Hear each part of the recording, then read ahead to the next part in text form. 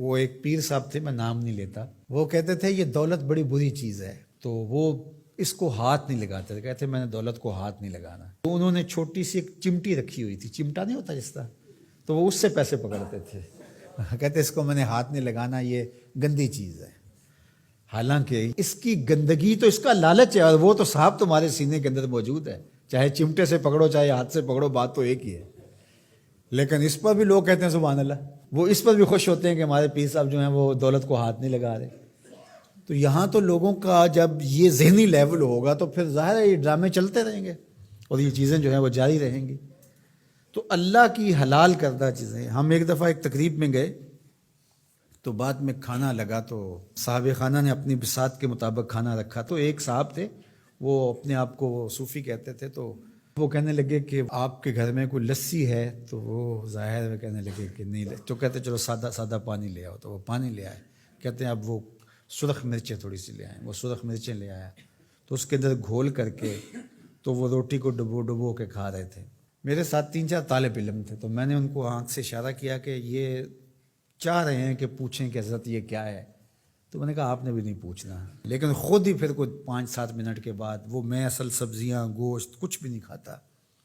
بس یہ لسی لے لیتا ہوں، اس میں یہ تھوڑا سا مرچیں ڈال لیتا ہوں اور روٹی سے، میں یہی میرا 12 سال سے یہ عمل ہے، تو نہ پھر لسی ملے تو پھر اس طرح پانی میں۔ تو وہ اس کے بعد وہ میرے تاثر لینا چاہ رہا تھا، میں نے کہا کہ میں تو اللہ کی ہر حلال شے کھا لیتا ہوں، میرے اللہ نے جو حلال کیا میں سب کھا لیتا ہوں، ان کی تو وہیں ہوا نکل گئی۔ تو یہ کس نے آپ کو حق دیا ہے کہ اللہ کی حلال کردہ چیزوں کو حرام؟ اگر آپ کی طبیعت نہیں مانتی یا آپ کی قسمت ایسی سڑی ہے کہ طیب اور پاکیزہ کھانے سامنے موجود ہیں اور آپ نے جو ہے وہ مرچیں ہی کھانی ہیں تو کھائیں، آپ اس کو تصوف سمجھتے ہوں گے، ہم اس کو آپ کے لیے اللہ کی طرف سے سزا سمجھتے ہیں۔ تو یہ خود ساختہ چیزیں ہیں، تو اللہ نے کیا فرمایا، اے ایمان والو جو حلال اور طیب چیزیں ہیں،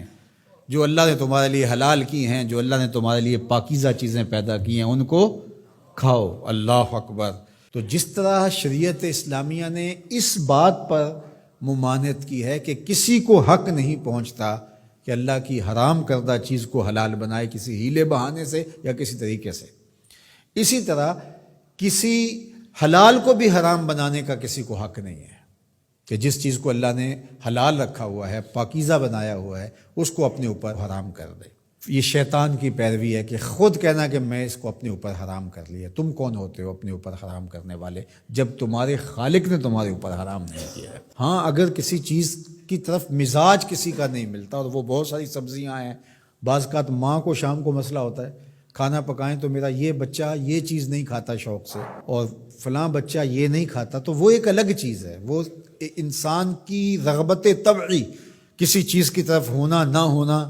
یہ کسی کا مزاج ہے، اور اس مزاج کے بارے میں کسی کو زور بھی نہیں دیا جا سکتا، لیکن اس کو حرمت کے درجے پہ لے آنا، اس کو اس لیے استعمال نہ کرنا میں نے حرام کر رکھا ہے اپنے اوپر، تو یہ درست نہیں ہے۔